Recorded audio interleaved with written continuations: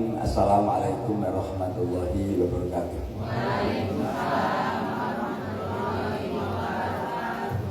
Allahumma salli wa sallim wa barik ala sayyidina wa maulana Muhammad wa ala alihi wa sahbihi wa dzurriyyati man nabi wa ummatihi ajmain.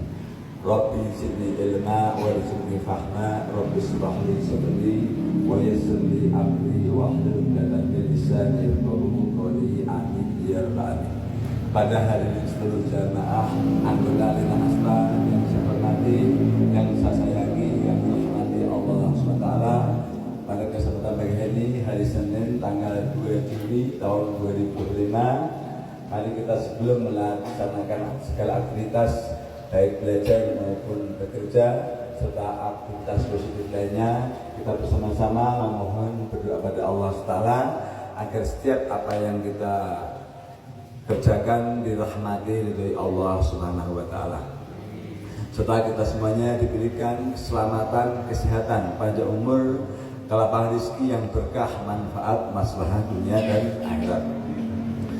Pada kesempatan ini juga khususnya kesempatan ini saya memohon doa daripada Bapak Ibu semuanya, doa ucapan syukur kepada Allah Taala dalam rangka telah terwujudnya putra kami Muhammad Bagus Indra, yang mana putra kami Muhammad Bagus Indra itu lahir tanggal 13 September tahun 2003. Alhamdulillah kurang lebih usia sekarang 21 tahun, belum genap 22 tahun. Alhamdulillah dengan kerja keras lahirnya anak saya, kerja keras, kemudian hakikatnya karena rahmat dan ridhonya Allah Subhanahu wa taala. Telah terwujud kemarin pada tanggal 28 Mei tahun 2025, alhamdulillah dengan predikat nilai komplot. Komplot itu maksudnya itu kalau IPK itu 4 maksimal 4.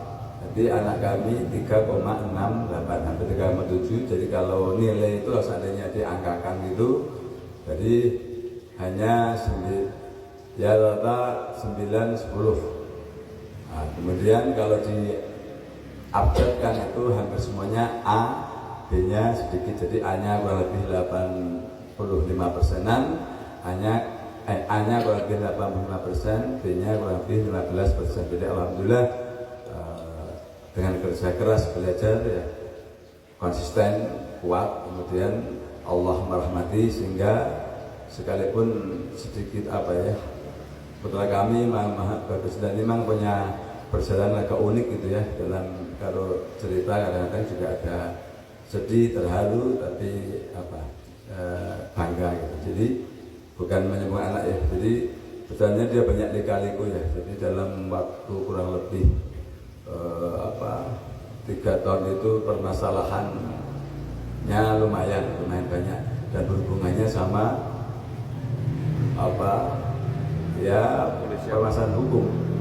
Tapi bukan banyak anak saya jahat gitu. Jadi hampir semuanya memang dalam rangka perkelahian. Tapi perkelahiannya itu bukan pada anak saya aksi juga, tapi ada sebuah reaksi. Tapi alhamdulillah anak saya itu sebuah tempaan yang menjadikan dia kuat sampai sekarang, alhamdulillah. Dan saya mulai terharu kemarin sebelum lulus, saya jalan sama Muhammad Bagus, saya tanyakan, Gus, kamu kejadian paling, saya jujur aja kan satu sisi sedih tapi juga bagaimana? Itu pada saat kamu dikeroyok 3 orang di tol, bagaimana Gus? Dendam nggak kamu Gus? Atau bagaimana? Atau masih trauma? Saya sama sekali tidak punya rasa dendam, tidak punya rasa trauma. Kenapa bisa begitu? Karena saya tidak pernah merasa berbuat memulai kejahatan, dan saya tidak pernah mengalah, dan saya terus berjuang sekalipun saya dikeroyok. Allah menyelamatkan. Sebenarnya bagaimana tidak trauma? Karena saya tidak pernah memikirkan sesuatu yang masa lalu yang negatif untuk ke depan. Jadi saya berpikir sesuatu yang positif di depan. Jadi itu hanya menguatkan saya. Itu ucapan dari Bagus itu yang saya membuat terharu dan bangga. Jadi tidak punya rasa dendam, tidak punya rasa trauma. Kalau trauma menjadi lemah, kalau dendam menjadi jahat. Itu yang saya padahal luar biasa Bapak Ibu semuanya, enggak. Makanya saya akan masih menyimpan fotonya ya. Kalau istri saya mau dihapus semuanya.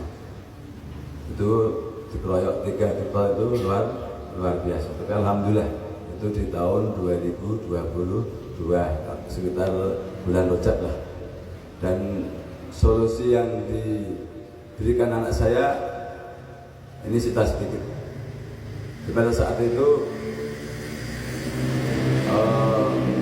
orangnya itu lari, pelakunya itu lari kan. Di rumah sakit semuanya diobatin sama saya biaya. Tapi yang pelakunya ini lari. Ketika lari sama saya ditekanlah keluarganya, akhirnya keluar. Ketika datang ya hanya pasrah orang itu. Satu sisi saya jengkel tapi tidak tega gitu. Tapi saya tetap bersikap tegas. Ya, orang salah biasa kalau ketahuan udah lemah kan seperti itu cara orang untuk membela diri atau berlindung untuk selamat. Satu akhirnya tetap secara berhukum di proses hukum sama Pak JR. Kemudian setelah itu baru jarak 1 minggu atau 2 minggu. Bagus itu alhamdulillah, saya bukan ini menceritakan. Bapak Ibu semuanya gak akan tega lah. Yang namanya luka itu hampir seluruh kepala bayangkan, dipukul pakai aspal ya, namanya. Pakai aspal, tidak pingsan tapi alhamdulillah. Nah, setelah itu akhirnya selesai saya ke sana, baru kurang lebih 1 jam dirawat gitu ya, bagus itu. Dia itu minta mandi bagus, tetap mandi segar, mandi kemudian wudhu. Ya saya mau sholat, dia terus sholat bagus. Itu bukan saya, jadi artinya komitmennya urusan sholat bagus itu ada. Itu dia kondisi itu dia terus sholat ya. Saat itu juga dia nggak cengeng-cengengan tiduran 1 jam nggak pulang dia ngajak pulang cuma saya rawat sendiri ya. Kemudian setelah itu jarak 1 minggu kalau nggak salah lama pelakunya itu kesini ya biasa orang salah memelas gitu kan karena butuh keamanan. Semuanya lemah, mohon maaf, semuanya lingkungan saya lemah, jadi pengen memberikan maaf. Tapi saya satu sisi juga bukan kasihan, saya tidak tega sama kasihan beda. Saya nggak tega dengan wajahnya yang memelas, tetapi saya tetap punya sikap. Bapak, ini belum tepat waktunya, ada domennya saya. Belum tepat kalau sekarang Bapak minta solusi. Karena anak saya juga belum sehat secara lahiriah maupun secara rohaniah. Jadi dia sehat. Nanti bukan saya yang memutuskan, bukan keluarga. Karena apa? Yang merasa penderitaan itu adalah anak saya, bukan saya. Tak kasih jalur alternatif 2. 1 jalur hukum saya mohon saya ikutin. Bapak gantian melakukan juga boleh. Kedua, kisos. Kisos itu berarti pukul balik pukul. Dan nggak perlu keroyokan saya sama pukulnya. Dan nggak perlu saya, nggak perlu anak saya. Jadi yang kelahi bapak sama saya saja. Jadi artinya saya sebagai laki-laki, sebagai seorang bapak harus menunjukkan sikap seorang bapak melindungi anak. Jadi kalau kisos boleh, bapak kelahi sama saya. Kelahi bebas saya gitu sama saya. Nah, kemudian setelah itu akhirnya kan saya pending aja. Saya kasih terapi setelah kurang lebih 1 bulan. Dia udah tersiksa, mental lemah, tersiksa kan nggak bisa tidur, nggak bisa apa. Lanjut ke hukum. Nah, ada pengacara temannya Mbak itu dikasih DP sama 5 juta. Ini cerita aja nanti pelajaran. Dikasih DP 5 juta. Setelah itu hanya ngalor itu nggak jelas saja. Malah aneh. Solusinya apa solusinya? Jadi solusinya adalah dia berkewajiban silaturahim setahun 3 kali nanti dimaafkan. Ini enggak logis. Akhirnya minta uang 40 juta. Saya jawab, Pak ini gambaran sedikit.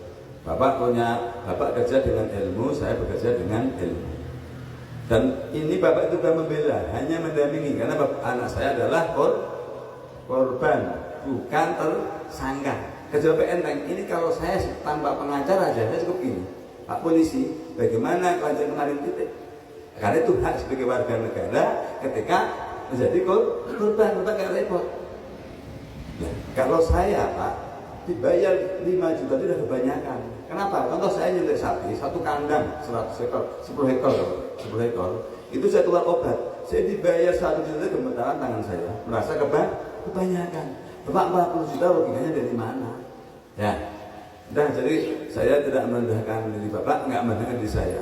Ini Bapak tak tambahin 2,5 juta. Itu udah kegedean bagi saya. Karena tidak logis kita Bapak hanya begitu. Nah, dia Bapak main 2 kaki. Ngapain main 2 kaki?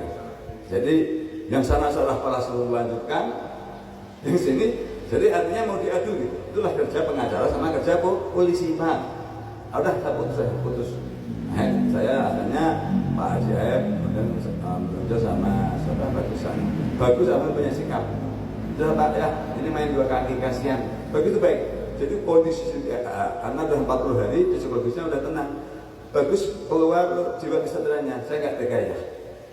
Nggak tega, dia pun dia salah. Tapi kalau dia diperas sama sini tidak tega. Terus bagaimana solusinya Gus? Solusinya ya suruh membayar denda, tapi tidak kita makan. Terus untuk apa Gus? Suruh ngasihkan fakir miskin sama beli Al-Quran dan kita biar solihin senilai 30 juta. Itu bagus sama sekali nggak makan. Mungkin Bapak Ibu masih ingat ya. Itu uangnya disedekahkan sebagian di lingkungan saya, ya sebagian di lingkungan Bapak. Qurannya juga sama-sama. Itu bagus. Jadi ada solusi yang saya pun tidak terpikirkan. Tidak terpikirkan sampai anak masih ya termasuk anak-anak itu baru umur 19 tahun. Punya pemikiran bahwa tetap orang itu harus menanggung sebuah konsekuensi. Menanggung konsekuensi. Kalau hanya dimaafkan enak kayak Pak Polisi, kayak Pak Syed itu pengacara aja. Suruh silaturahim 3 kali dimaafkan. Untuk apa sebenarnya membuka luka lama itu?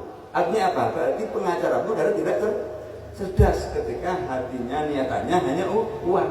Tapi bagus karena niatannya baik mencari sebuah keadilan. Orang itu juga biar keluar uang, tapi kita kan tidak butuh uang. Bukan berarti sombong ya, dia butuh uang dari keadaan itu. Mas saya tidak mengambil manfaat gitu.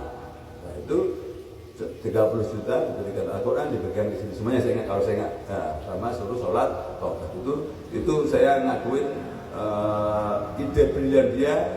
Jadi ilhamnya Allah Subhanahu wa Ta'ala. Itu bagus. Nah, kemudian setelah itu selesailah dan bagus itu selesai. Jadi maksud saya apa Bapak semuanya? Jadi bukan menguat luka lama, banyak nilai yang ketika katakanlah sebuah perjalanan kehidupan itu ada pahit getir, selama dia jalurnya benar, insya Allah itu memberikan sebuah solusi yang luar biasa. Dan yang terakhir di mana di Kejaksaan itu masih tahun 2024 kalau salah. Itu dia dikeroyok 3 kalau main satpam. Nah, itu juga 3 kali, alhamdulillah itu cekek bagus itu. Tapi alhamdulillah ya dia bisa lepas.